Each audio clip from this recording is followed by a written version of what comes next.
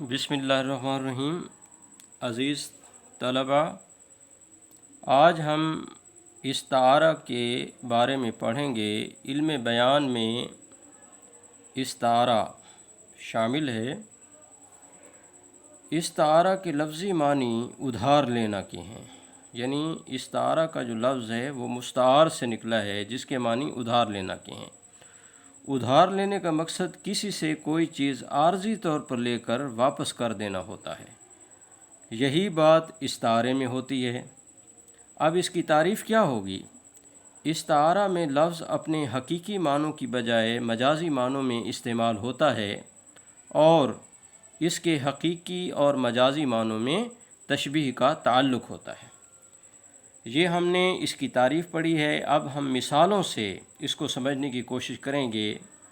یہ شعر ہے کہ کیا میرے حال پہ سچ مچ انہیں غم تھا قاصد، تو نے دیکھا تھا ستارہ سرے مژگاں کوئی۔ اب آپ دیکھیے کہ شاعر جو ہے وہ اپنے قاصد سے گفتگو کر رہا ہے کہ قاصد کو اس نے کوئی پیغام دیا کہ جا کر میرے محبوب تک پہنچا دو۔ جب قاصد واپس آیا تو شاعر اس سے پوچھ رہا ہے کہ جو پیغام، یعنی ظاہر ہے کہ وہ پیغام جو ہے بہت دکھی اور دردناک ہوگا۔ کہتے ہیں کہ وہ جو میرا حال بد یا دردناک، میرا غم کی بات میرے دوست کو بتائی، تو کیا میرے حال پر انہیں سچ مچ غم ہوا؟ اور کیا تو نے پلکوں کے کنارے، سر مژگاں کہتے ہیں، پلکوں کے کنارے کوئی ستارہ دیکھا تھا؟ عزیزان گرامی، اب یہ دیکھیے کہ میں نے آپ کو یہ بتایا ہے کہ استعارہ میں لفظ حقیقی معنوں میں استعمال نہیں ہوتا بلکہ مجازی معنوں میں استعمال ہوتا ہے۔ اب دیکھنا یہ ہے کہ اس میں ستارہ کا جو حقیقی مقام ہے وہ آسمان ہے، لیکن یہاں شاعر ستارے کو کہاں دکھا رہا ہے؟ پلکوں کے کنارے۔ اس کا مطلب یہ ہوا کہ یہ ستارہ حقیقی نہیں ہے بلکہ یہ مجازی معنوں میں استعمال ہوا ہے۔ تو اب آپ دیکھیے کہ اب اس شعر میں مستعار لفظ ستارہ ہے۔ ستارہ کا حقیقی مقام آسمان ہے، جبکہ یہاں ستارہ سر مژگاں، پلکوں کے کنارے دکھایا جا رہا ہے۔ ظاہر ہے کہ ستارہ کا لفظ اپنے حقیقی معنوں کی بجائے مجازی معنوں میں استعمال ہوا ہے۔ حالت غم میں کسی کے حال بد پر پلکوں پر آنسو ہی آ جاتے ہیں۔ اب ظاہر ہے کہ جب آپ کسی کو دکھ درد بھری بات بتاتے ہیں یا سنتے ہیں تو پلکوں کے کنارے آنسو آتے ہیں، اور شاعر نے یعنی استعارہ لیتے ہوئے اس کو آنسو نہیں کہا بلکہ اس کو ستارہ کہہ دیا۔ تو یعنی مذکورہ بالا شعر میں ستارہ کا لفظ آنسو کے لیے بطور استعارہ آیا ہے۔ اب آپ بات سمجھ گئے ہوں گے کافی حد تک۔ اب ہم اس کو ارکان استعارہ دیکھتے ہیں کہ کیا اس کے رکن کون کون سے ہیں۔ اب آپ دیکھیے عزیزان گرامی، ارکان استعارہ جو ہے وہ 4 ہیں۔ پہلا ہے مستعار لہو، یعنی وہ شخص یا شے جس کے لیے کوئی لفظ مستعار لیا گیا ہو۔ مذکورہ بالا شعر میں آنسو مستعار لہو ہے۔ اب آپ دیکھیے مستعار لہو کی آپ کو یہ تعریف بتائی ہے، جس کے لیے مستعار لی گئی ہو کوئی چیز۔ اب ظاہر ہے کہ یہ ستارہ جو ہے یہ کس کے لیے لیا گیا؟ آنسو کے لیے لیا گیا، تو لہٰذا آنسو مستعار لہو ہوگا۔ مستعار منہ وہ شخص یا شے جس سے لفظ مستعار لیا گیا ہو۔ مذکورہ بالا شعر میں لفظ ستارہ مستعار منہ ہے۔ یہ آپ ذہن میں رکھیں کہ مستعار منہ شعر میں موجود ہوتا ہے، اور مستعار لہو آپ کو خود اپنے طور پر یہ بتانا ہوتا ہے کہ یہ کس کے لیے ہے، لیکن شعر میں قرینہ ضرور ہوتا ہے جس کی وساطت سے آپ مستعار لہو تک پہنچ جاتے ہیں۔ اب جیسے آپ دیکھیے کہ پلکوں کے کنارے، یہ قرینہ تھا، ادھر غم ہے، ٹھیک ہے نا جی، حال بد کی بات ہو رہی ہے، غم کی بات ہو رہی ہے، پلکوں کے کنارے، تو آپ دیکھیے کہ یہ ایسی چیزیں ہیں جس سے آپ کا ذہن آنسو کی طرف آسانی کے ساتھ جا سکتا ہے. اس کو قرینہ کہتے ہیں کہ وہ تمام چیزیں شاعر نے بتا دی ہیں. تو ایک بات یہ بھی ذہن میں رکھیں کہ مذکورہ بالا شعر میں لفظ ستارہ مذکور منہ ہے. مستعار لہو اور مستعار منہ کو طرفین استعارہ کہتے ہیں. جیسے ہم نے تشبیہ کے ذیل میں پڑھا تھا کہ مشبہ اور مشبہ بہی کو طرفین تشبیہ کہتے ہیں، اسی طرح مستعار لہو اور مستعار منہ کو طرفین استعارہ کہتے ہیں. اب ہم آگے بڑھتے ہیں. نمبر 3، وجہ جامع. وہ خصوصیت یا صفت جس کی بنا پر کوئی لفظ مستعار لیا جائے. مذکورہ بالا شعر میں چمک دمک اور ظاہری حیت وجہ جامع ہے. آپ دیکھیے کہ تشبیہ میں آپ نے پڑھا تھا وجہ شبہ، یعنی وہ مشترک خصوصیت جس کی بنا پر تشبیہ کا عمل پورا ہو، وہی یہاں استعارے میں وجہ جامع بن جاتی ہے. تو آپ دیکھیے کہ آنسو اور ستارے میں یعنی چمک جو ہے یہ بھی اس میں مشترک ہے، اور ظاہری حیت، اگر آپ ستارے کو آسمان پر دیکھتے ہیں تو وہ بھی آپ کو آنسو کی طرح ایک قطرہ دکھائی دیتا ہے دور سے. یہ اس کی ظاہری حیت ہے، سٹرکچر یا اس کی ساخت ہے.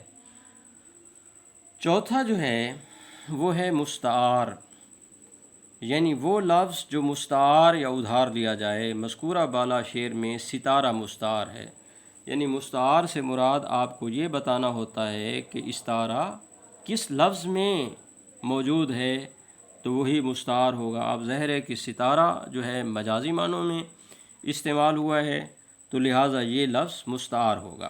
دوسری مثال دیکھتے ہیں. کیوں سنے عرض مضطرب مومن، صنم آخر خدا نہیں ہوتا. مومن خان مومن کا شعر. اب اس میں ہم ارکان استعارہ ہم تلاش کرتے ہیں. ارکان استعارہ یہ دیکھیے. اب مستعار منہ میں نے آپ کو بتایا تھا کہ شعر میں موجود ہوتا ہے. اب کس میں ہے؟ اب دیکھیے پہلے تو آپ کو شعر کا مطلب آنا چاہیے کہ مومن کہتا ہے کہ اے مومن، تم مومن ہو کر جو صنم کہتے ہیں پتھر یا مٹی کا جو بت ہوتا ہے اس کو صنم کہتے ہیں. کہتے ہیں تم مومن ہو کر جو صنم یعنی پتھر کے بت کو اپنا عرض مضطرب سنا رہے ہو، پریشان حال اپنا سنا رہے ہو، وہ کیوں سنے؟ وہ تو ہے پتھر. یہ تو خدا کی صفت ہوتی ہے کہ وہ لوگوں کی پریشانیوں کو سنتا ہے اور پھر ان کو ٹال دیتا ہے. تو اب آپ دیکھیے کہ صنم میں استعارہ کیسے ہوگا کہ صنم یہ مجازی معنوں میں استعمال ہوا ہے کہ مومن جو ہے، جو مومن ہو وہ صنم کو اپنا عرض حال نہیں سناتا. کوئی غیر مسلم ہے یا ہندو ہے وہ تو چلو، مومن جو ہے وہ صنم کے آگے اپنی پریشانیوں کا حال بیان نہیں کرتا. اس کا مطلب یہ ہے کہ یہ صنم مجازی معنوں میں استعمال ہو رہا ہے. تو آپ دیکھیے کہ مستعار منہ صنم، مستعار لہو محبوب، یہ محبوب کے لیے کہا گیا ہے. وجہ جامع، ان دونوں کے درمیان مشترک صفت کیا ہے؟ سنگ دلی. کیونکہ صنم جو ہے ابھی آپ کو بتایا کہ پتھر سے تراشے ہوئے بت کو کہتے ہیں، اور شاعر یہ کہنا چاہتا ہے کہ میرے محبوب کے سینے میں جو دل ہے شاید وہ بھی پتھر کا بنا ہوا ہے کہ وہ میری بات نہیں سنتا. یعنی سنگ دلی، بے وفائی اور بے مروتی، یہ وجہ جامع ہوگی. اور یہ استعارہ یعنی کس مستعار کون سا ہے؟ صنم. دوسری مثال، خدا تیرا بت ناداں دراز سن تو کرے، ستم کے تو بھی ہو قابل خدا وہ دن تو کرے. دیکھیں کیا خوبصورت شعر ہے. شاعر یہ کہنا چاہتا ہے کہ بت نادان بت. اب ظاہر ہے کہ بت جو ہوتا ہے وہ تو پتھر کا بت ہوتا ہے حقیقی معنوں میں، لیکن بت کو نادان کہنا یعنی اس میں جان ڈال دینا۔ نادانی جو ہے یہ انسانی صفت ہے، دانائی، نادانی۔ اب بت ناداں کہ خدا کرے کہ تیرا سن یعنی عمر دراز ہو اور تو بھی ہم پر ستم ڈھانے کے قابل ہو۔ خدا کرے کہ وہ دن آئے جب تو ہم پر ستم ڈھائے۔ ٹھیک ہے، تو آپ دیکھیے کہ اس میں آپ بات سمجھ گئے کہ مستعار من ہو یعنی جس میں استعارہ وہ کیا ہے؟ بت ہے۔ ٹھیک ہے نا جی، یعنی یہ آپ کو میں نے بتایا کہ مستعار منہ کی تعریف کیا ہے کہ وہ شخص یا شے جس سے لفظ مستعار لیا گیا ہو، اس بت سے مستعار لیا گیا ہے۔ اب مستعار لہو محبوب، وجہ جامع وہی سنگ دلی، بے وفائی، اور مستعار کیا ہوگا؟ بت، یعنی بت میں استعارہ موجود ہے۔ اگلی آپ دیکھیے مثال، کس شیر کی آمد ہے کہ رن کانپ رہا ہے، رن ایک طرف چرخے کہن کانپ رہا ہے۔ اب آپ دیکھیے کہ رن کہتے ہیں میدان جنگ کو، اور چرخے کہن کہتے ہیں پرانے آسمان کو۔ اب ظاہر ہے کہ شیر جو ہے وہ میدان جنگ میں تو نہیں آتے، ٹھیک ہے نا جی، چلو ہاتھیوں کا تو سنا ہے، لیکن میدان جنگ میں شیر نہیں آتے۔ شیر کہاں ہوتے ہیں؟ جنگل میں ہوتے ہیں۔ یہ کیسا شیر ہے جو میدان جنگ میں آ رہا ہے؟